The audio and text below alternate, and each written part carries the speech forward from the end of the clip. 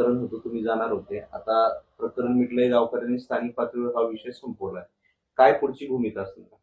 नाही, चांगलं झालं की आपल्या आपल्यातला वाद मिटला. शेवटी छत्रपतीचा सन्मान करणं ही आपली सगळ्यांची जबाबदारी आहे.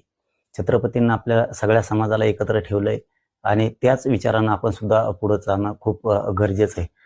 खूप आनंदाची गोष्ट झाली. रात्री पण SP साहेबांनी सोलापूरच्या सांगितलं होतं की आम्ही बसून 100% मिटवणार आहेत.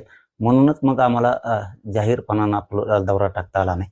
परंतु कौतुक करतो मी सगळ्यांचं की पुढचे होणारा मोठा वाद ह्यो टळलाय. आता याच्या पाठीमागं कोण होतं, काय होतं हे पोलीस प्रशासनानं शोधून काढलं पाहिजे.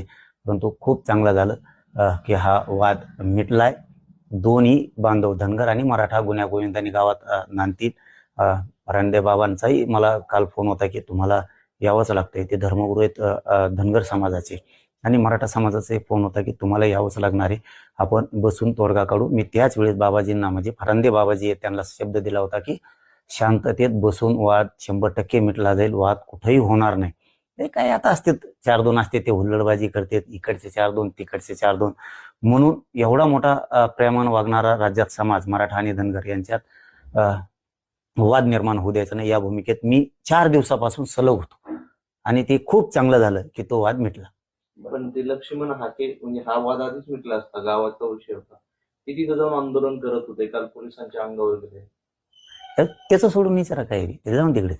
आता तुम्ही तिकडे जाणार आहे की नाही? काल तुम्ही ठरवलं होतं बाबा जाणार. नाही, आता मिटलं म्हणल्याच्या नंतर चांगलं झालं ना. आता काय जाण्याची आवश्यकता नाहीये. मिटलं नसतं तर मी शब्द दोन्हींना पण दिला होता, मराठा समाजाला पण आणि धनगर समाजाला पण. मी 100% येणार. आपण वाद होऊ देणार नाहीत कुठल्याच परिस्थितीत. धनगर मराठा तोडगा सन्मानानं काढला जाईल. धनगराचा सन्मान होईल, मराठ्यांचा पण होईल आणि छत्रपतींचा पण सन्मान होईल.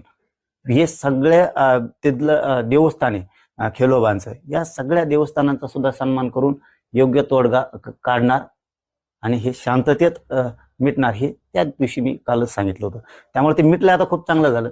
आता काय नंतर 1-2 दिवसांनी जाऊन मराठा समाजाची त्या गावातली भेट घेऊ आणि धनगर बांधवांची भेट घेऊ आणि ते मला वाटतं फरांदे बाबाजींची आम्ही तिथं जाऊन भेट घेऊ. यापुढे तुमचं दोन्ही समाज